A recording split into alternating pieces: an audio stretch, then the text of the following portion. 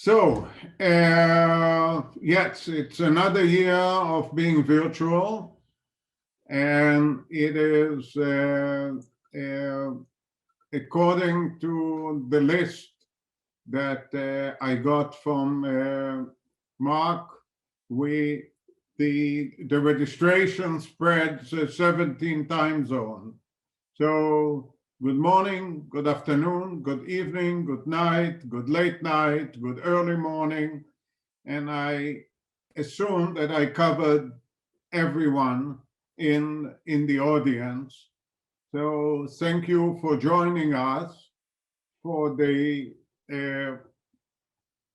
22nd Condor Week. And as we keep tally, it is year 37 of us doing this Condor stuff. And it is 15 years since we started CHTC, and more on that in later on.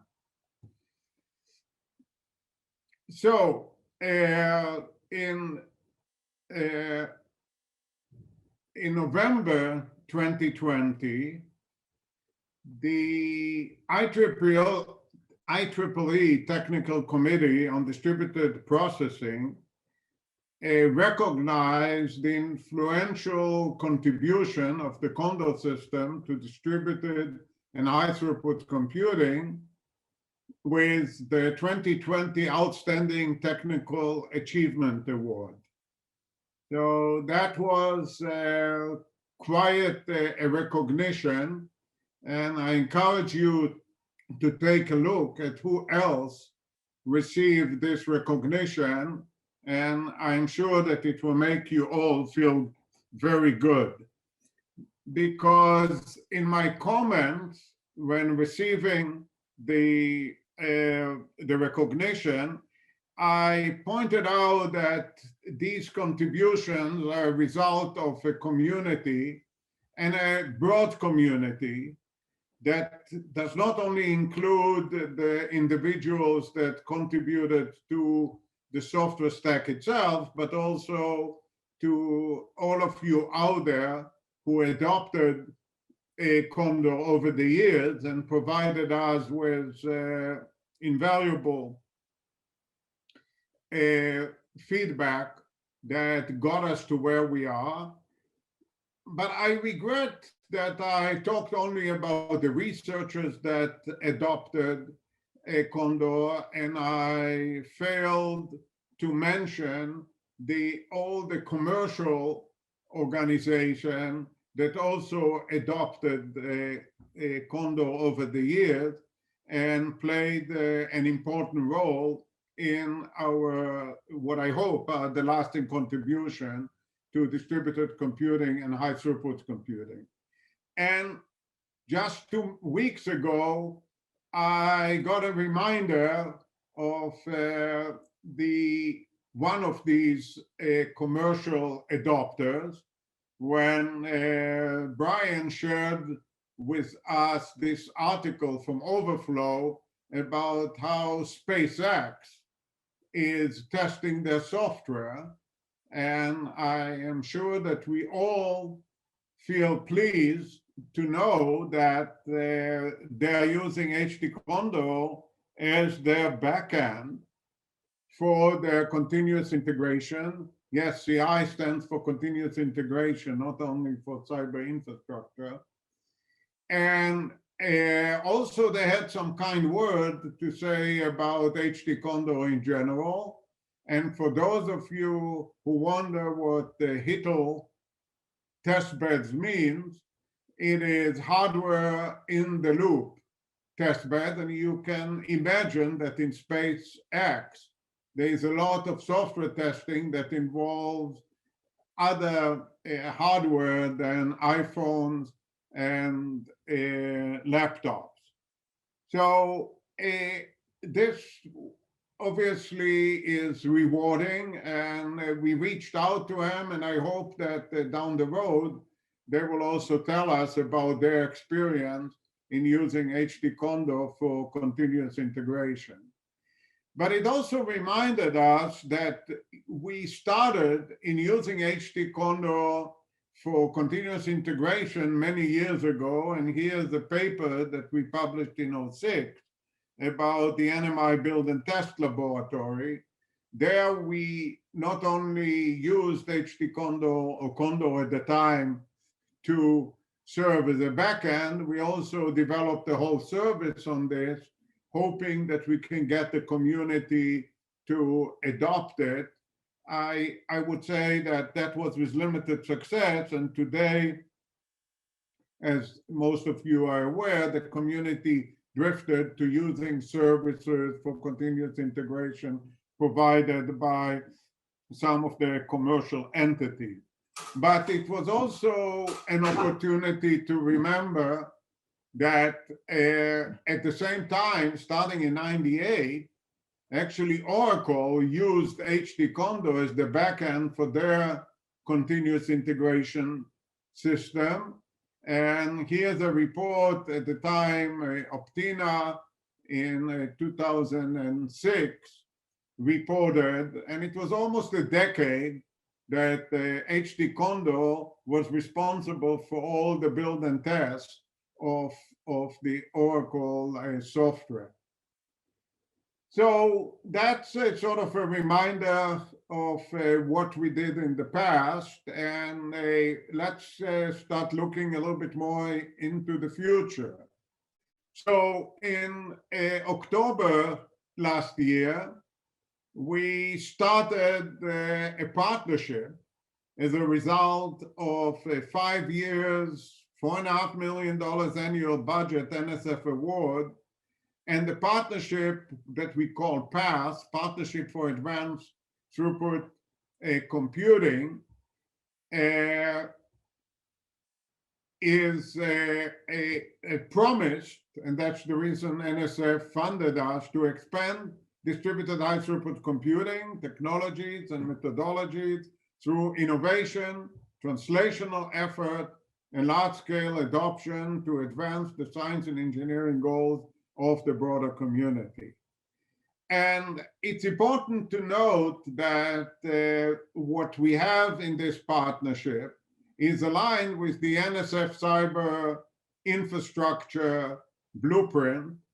And here's a picture of this blueprint as presented by the director of the Office of Advanced Cyber Infrastructure at NSF, also late 2020. And you can see where PATH and OSG, and more about OSG shortly, fit into this bigger picture of where NSF views the national cyber infrastructure moving. And I will put here sort of a footnote that in the next couple of years, we expect to see significant changes in the cyber infrastructure landscape funded via NSF as XSEED reaches its end and is transitioning to what NSF is calling these days access.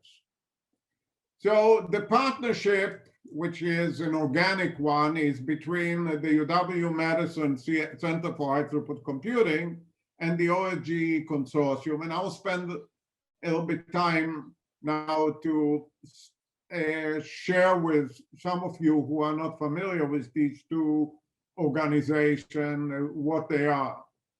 And it builds on decades of collaboration and a common vision, and what we find always critical in these lasting partnership, shared principles. The two main elements of PATH are the HTCondor Software Suite. We look at all the software that is coming out of the shop that Todd is leading as a software suite with all the components in it. And then there is a fabric of capacity services that we call Focus that is offered by the OSG. It involves about 40 individuals at 7 institutions, and the partnership is committed to community building.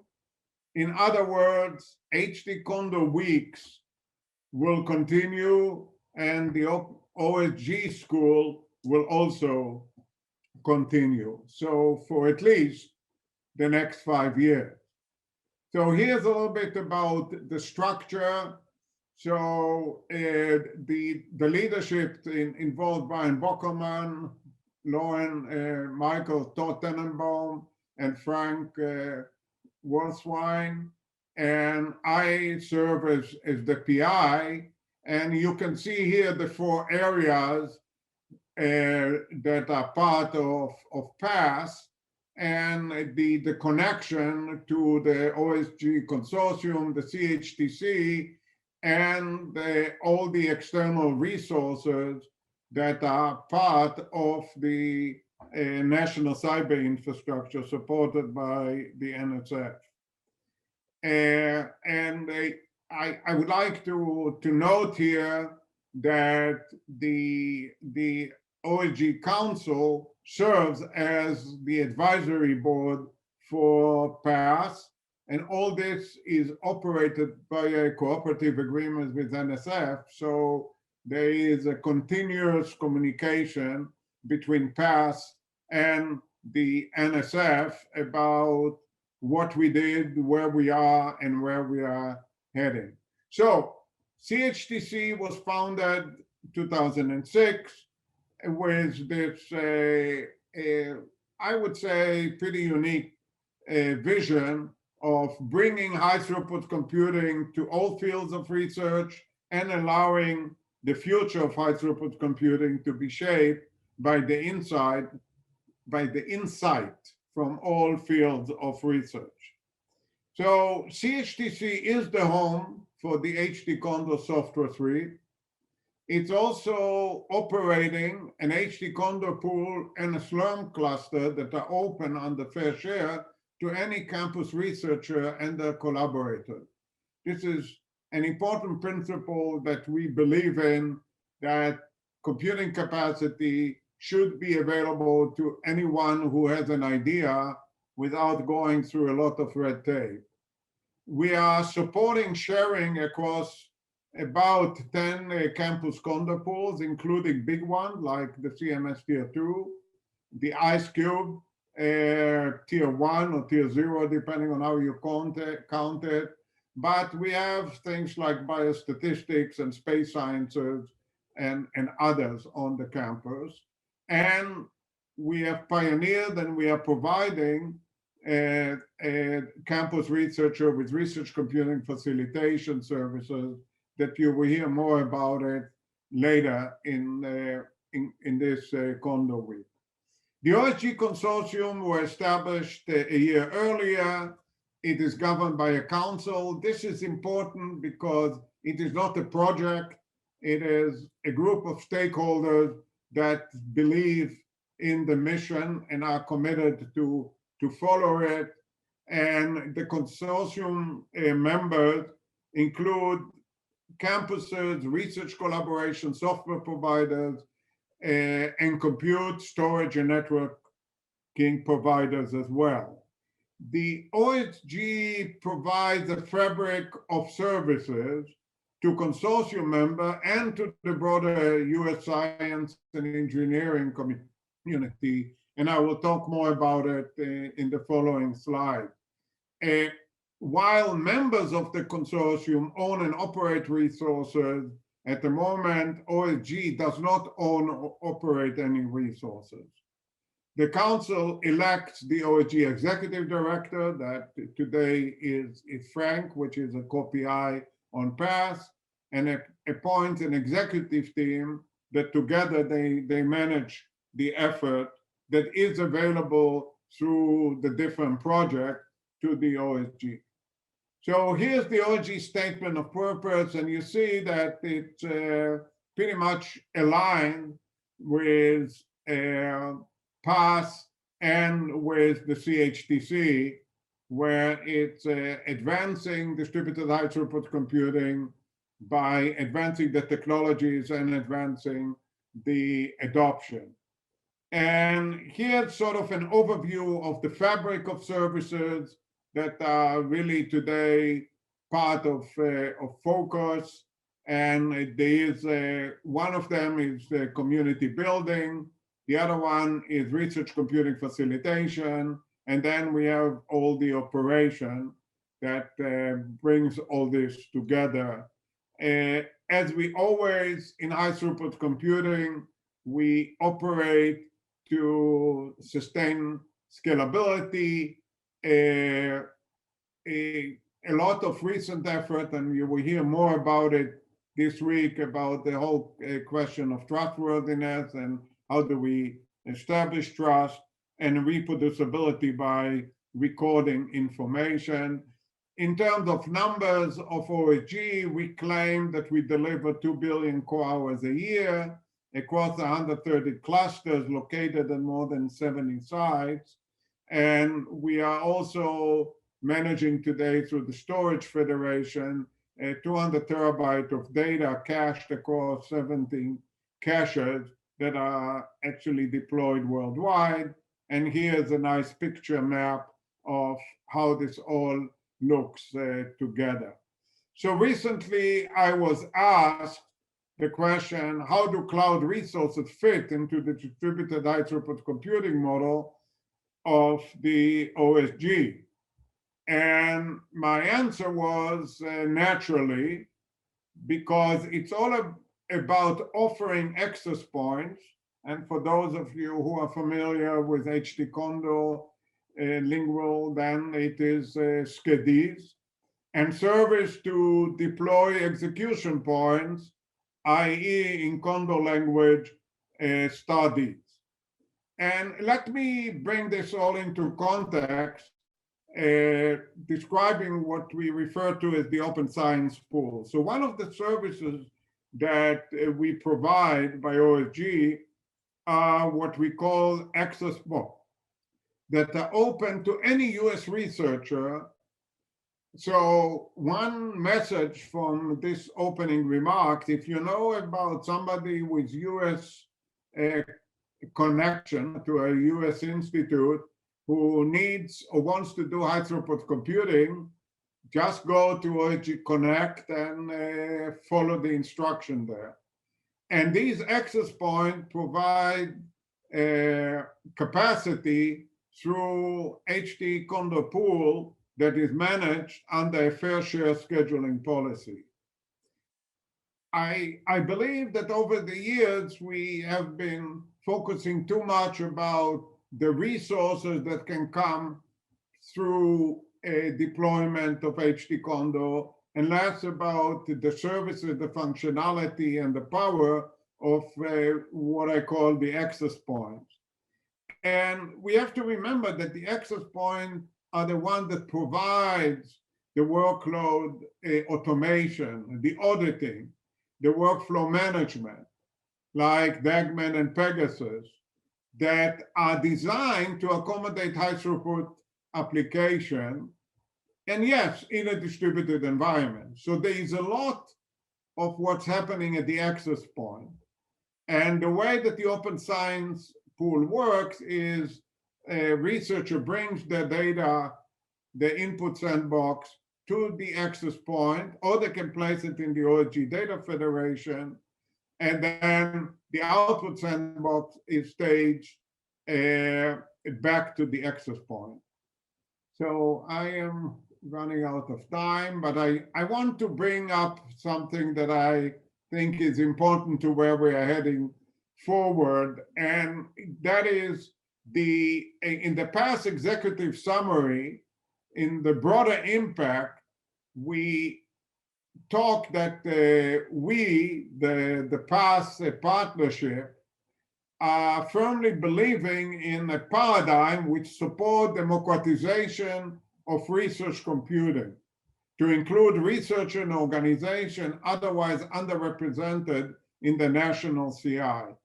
And here's a slide from a talk that I gave 20 years ago at Boston University, where I pointed out that all the stuff we are doing under Condor at the time is about democratization of computing, basically saying you don't have to be a super person in order to benefit from supercomputing power.